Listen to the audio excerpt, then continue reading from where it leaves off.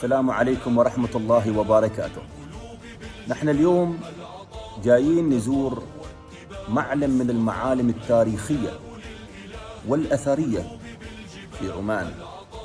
جايين نزور معلم من أشهر المعالم في عمان، وخاصة في ولاية نزوى.